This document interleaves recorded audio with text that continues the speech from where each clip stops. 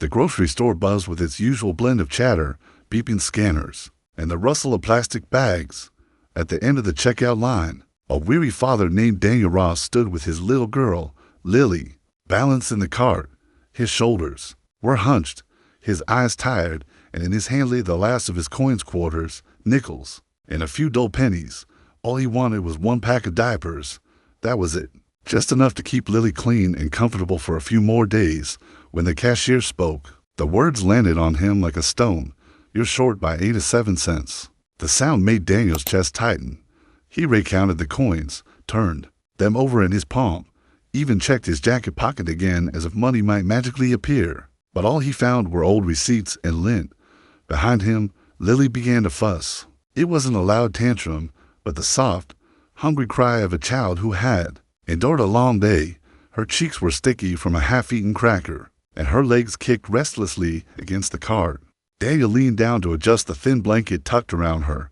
"Almost, sweetheart," he whispered, his voice trembling with both love and exhaustion. A sigh came from someone in line behind him. Then a muttered remark, "Shouldn't have. Kids, if you can't afford them." Daniel didn't look back. He pressed his lips together, searching the floor for a stray coin that had rolled from his hand. Finally, he spotted a penny near the wheel of the cart. Dropping to his knees on the cold supermarket tiles, he reached for it like it was made of gold. Lily leaned over the cart's edge, her tiny hand brushing his hair as if to comfort him.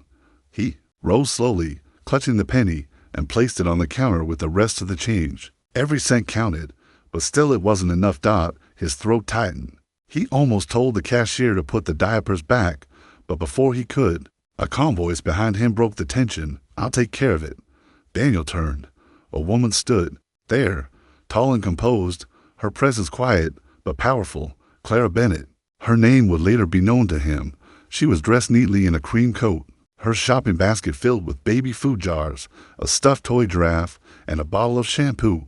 Her blonde curls framed a face that carried not pity, but warmth. She placed her basket on the counter and said softly, "Add his things to mine, please." Daniel froze. He didn't know what to say. He wanted to protest, to insist he wasn't a charity case. But when he looked at Lily hiccuping softly now, eyes fixed on this kind stranger, he stayed silent.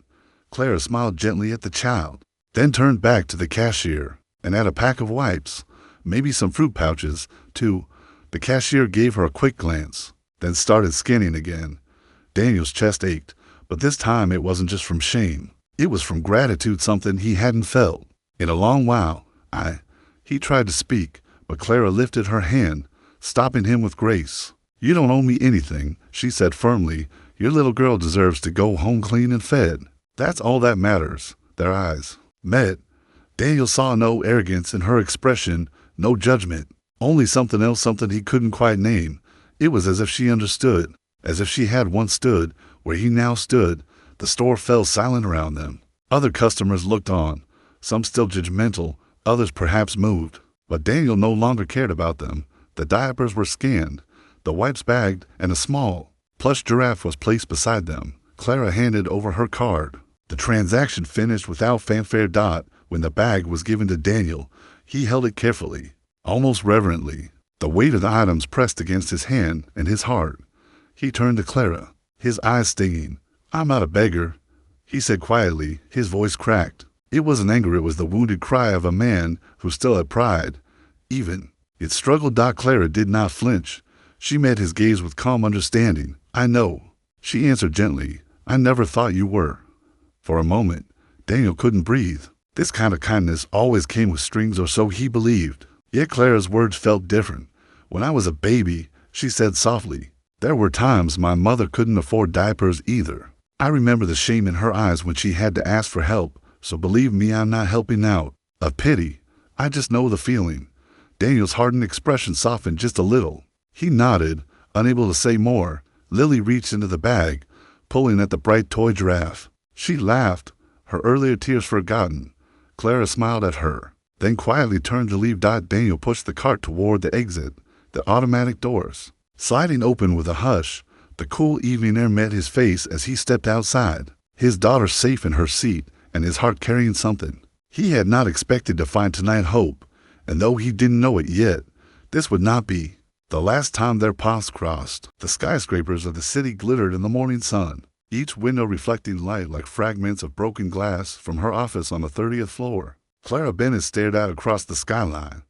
Her world was one of polished steel and polished. Smiles, meetings, contracts, and investors. On the outside, she was a woman who had everything. But inside, silence echoed. In her hand, she held a silver locket, worn and scratched with age. She turned it over gently, her fingers tracing the faint, crooked engraving. D. Ross, her assistant. Margaret entered with a stack of documents, quarterly reports from Midtown, she said. Then, pausing, added, "You're holding that necklace again." Clara gave a faint smile. "Do I always do that?" "Only when you're remembering the fire," Margaret said softly. Clara didn't deny it. She gazed back out the window, her voice quiet. "I was 7 years old when it happened. The orphanage caught fire. They said it was an accident, but I never believed them. Smoke filled the halls. I thought it was the end." She swallowed, her grip tightening around the locket.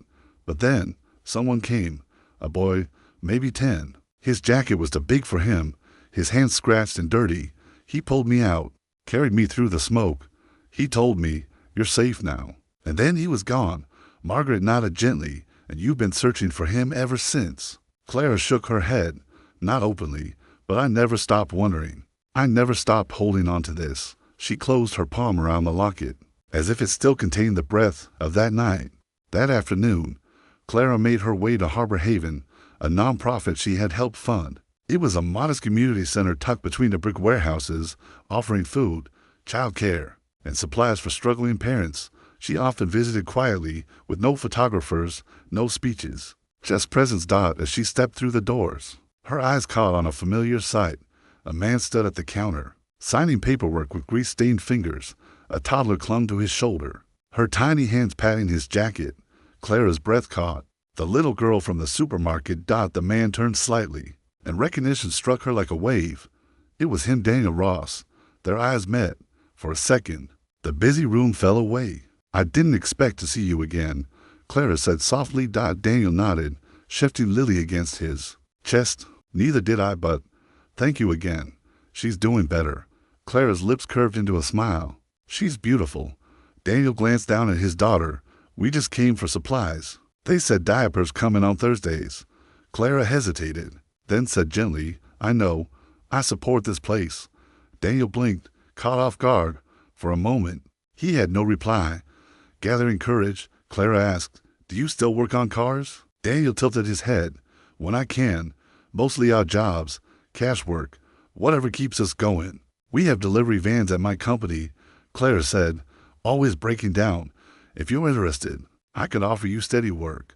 Fair pay, flexible hours." Daniel's eyes narrowed. "Because I look desperate?" Clara shook her head firmly. "No, because you're capable and honest, and you deserve a chance." The words hung between them.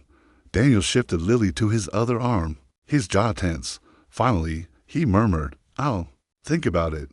That's all I ask," Clara replied softly. He turned to leave, his daughter babbling happily on his shoulder. Clara stood frozen, her heart thudding louder than it should have. She hadn't asked his full name yet, but something about him clung to her, the sound of his voice, the strength beneath his weariness. She lowered her eyes to the locket, still warm in her hand. "D. Ross," she whispered. And for the first time in years, a flicker of possibility lit inside her. Could the boy who saved her life long ago have just walked back into the garage behind Clara's company headquarters? Was no polished showroom. It was a wide, drafty space with flickering lights, oil-stained floors, and battered vans lined up for repair. But for Daniel Ross, it was more than a workplace. It was a lifeline. For the first time in years, he had something that felt steady. Every morning, he arrived early with Lily strapped into a second-hand baby carrier against his chest. She would sleep soundly as he worked, soothed by the rhythm of clanking wrenches and humming engines. Daniel took pride in every repair. He kept track of every bolt, every belt, every gasket.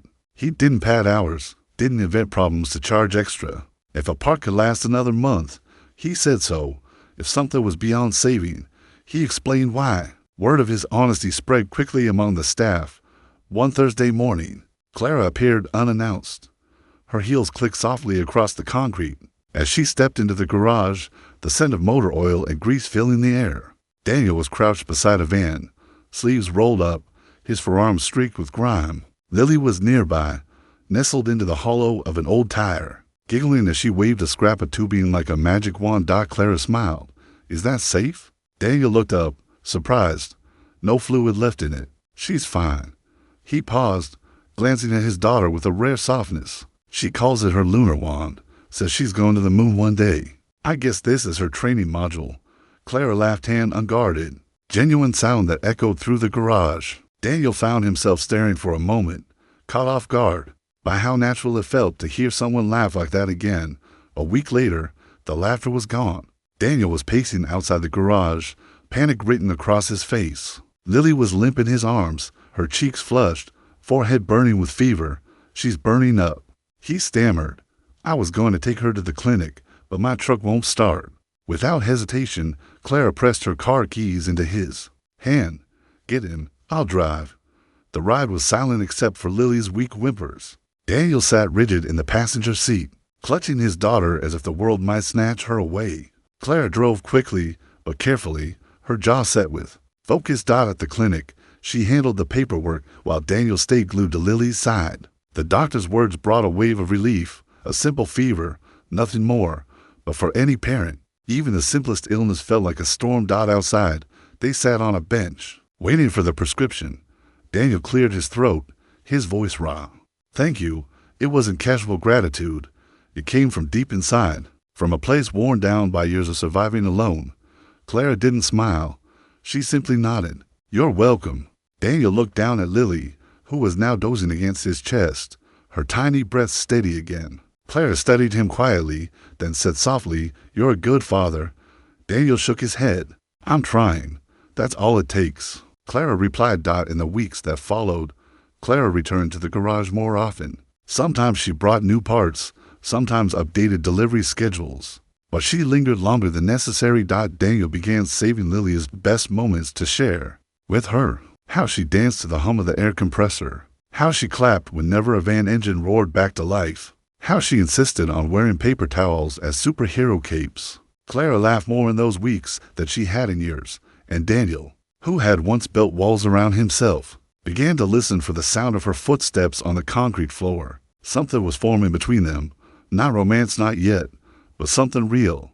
A quiet friendship, a mutual trust. To people who had carried heavy burdens for too long were beginning to realize they didn't have to carry them alone. In the grease-scented space of the garage, between laughter, late repairs, and soft thank yous, a bond grew, not because they were broken, but because when they looked at each other, they felt truly seen.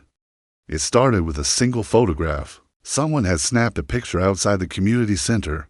Clara Bennett, elegant in her cream coat, holding Lily Ross in her arms. Daniel had been fumbling with the straps of the old car seat, and Clara had scooped the toddler up with natural ease. Lily had giggled, Clara had smiled, and for a fleeting second, it had been a private moment of warmth. By morning, the photo was everywhere.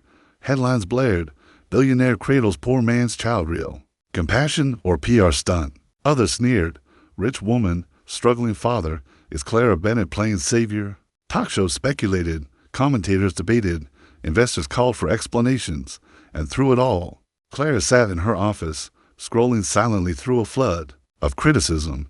She didn't call her PR team. She didn't issue a statement. She simply closed her laptop and stared out at the skyline, her reflection looking back at her with the same loneliness she had carried since childhood. At the garage, Daniel's phone buzzed. He wiped his hands on a rag, checked the screen, and froze. His stomach tightened as he scrolled headline after headline. Clara's name dragged through the mud. Lily's face splashed across gossip sites. Rage flared inside him, not at the photo itself, but at the way strangers twisted something pure into poison. Without thinking, he dropped the wrench, stormed out of the garage, and marched straight to Clara's office. The receptionist tried to stop him, but his voice left no room for argument. "I need to see her now." Moments later, he stepped into the executive suite. Clara looked up, surprised. Her eyes were rimmed red, makeup faintly smudged, as if she had wiped away tears and pretended she hadn't. Daniel closed the door behind him. "You don't have to face this alone," he said firmly. She shook her head. "It's fine. It'll pass. No. He snapped, then caught himself, softening. They're dragging your name through the dirt. Using me, using Lily. You can't just sit here and let them. Clara looked down at her hands, silent. Her breath trembled as she whispered, I'm not crying because of the headlines. Daniel frowned. Then why? Her eyes lifted to his, shimmering. Because for once, someone stood up for me. You. The words lodged in his chest. He didn't know what to say. When I was a little girl, Clara continued, voice shaking, I used to dream that just once someone would stand between me and the world. Not because they had to, because they wanted to. She swallowed hard, and you did that. Daniel's throat tightened. Slowly, he stepped closer. I didn't do anything special. You showed up, Clara said, her voice cracking. That's more than most ever did. For a long moment, they stood in silence to people who had carried their burdens alone for too long. Realizing they no longer had to, weeks later, a letter arrived in Daniel's mail. The envelope bore Clara's company logo. Inside was a formal offer, logistics operations manager, full benefits, flexible start date. Daniel stared at the words, his heart heavy. Could he do this? Could a man who had barely scraped by now step into a role of leadership? Dow whispered, You're not qualified. They'll see through you. He tucked the letter away. That evening, as rain pattered against his apartment window, there was a knock. Clara stood at the door, damp from the storm, a navy fleece blanket folded in her arms. For Lily, she said, die inside. She draped it gently over the sleeping child. Daniel stood at the counter, hesitant. I got your letter, he admitted. I don't think I'm the right man for the job. Clara walked toward him, her voice soft but steady. Daniel, don't walk away from someone who believes in you. He shook his head. I've made too many mistakes. So have I, she replied. But you fix what's broken. You show up. That counts for more than you think. Her hand touched his, warm and unwavering. His chest ached. No one had looked at him like this in years, not with pity, not with judgment, but with belief. Tears slipped silently down his cheeks. Clara didn't let go. She held him steady. And for the first time in a long time, Daniel allowed someone else to carry the weight with him. When she finally turned to leave, his voice stopped her. I'm in. The truth revealed itself one morning on the rooftop terrace of the company building. Clara had asked Daniel to meet her there, a silver locket clutched in her hand. What's your full name? She asked quietly. Daniel Ross. He answered, puzzled. She opened her palm, showing him the locket. Does this look familiar? His eyes widened. Carefully, he took it, running his thumb over the crooked engraving. His voice caught. This was mine. My mother gave it to me when I was a boy. I lost it, the night of the fire. Clara's breath trembled. The orphanage fire? Daniel nodded slowly. I lived nearby. I saw the smoke. They said a girl was still inside. I kicked in the door. I carried her out. His eyes met hers. That was you. Tears blurred Clara's vision as she nodded. You threw your jacket over me. You said, you're safe now. I've been searching for you ever since. For a moment, Daniel couldn't move. The weight of the years pressed down, and then like smoke lifted by the wind it cleared. You saved my life, Clara whispered, and you gave mine back. Daniel replied. They stood together, side by side, the city spread below, the morning sun rising over a truth that had bound them all along. 1 year later, the garage was gone, reborn as a community hub called Second Chance. Daniel, once a struggling single father, now directed programs that taught young parents trade skills, provided childcare, and offered hot meals. Clara had given him the space, but Daniel built the heart of it himself. Twice a week, he taught classes, showing mothers and fathers how to repair engines and, more importantly, how to believe in themselves. He saw in them the man he once was. At the launch of the new foundation, Clara stood at a podium, cameras clicking softly. No parent should feel alone, she said. No child should go without. Today is a promise to every family who needs a second chance. Then she turned to Daniel. And now, I'm proud to introduce the director of the Second Chance Foundation, a man who proves what resilience looked like. Daniel Ross. Applause rose as Daniel stepped forward. He spoke simply, voice steady. I used to think surviving the day was enough, but someone showed me life is more than that. It's about being seen. It's about someone believing in you when you don't believe in yourself. That's what second chances mean. He glanced at Clara. She smiled back. her eyes shining. That evening, after the speeches ended, Daniel, Clara, and Lily sat together on a park bench as the sunset painted the sky gold. Lily was wrapped in the same navy blanket Clara had once brought on a stormy night. Her toy giraffe tucked under her arm. Clara rested her head on Daniel's shoulder, her hand over his. For once, words weren't needed. This wasn't a fairy tale. It wasn't perfect, but it was real. A father who almost gave up. A woman who never stopped searching. A little girl who brought them together. And a second chance that made them whole.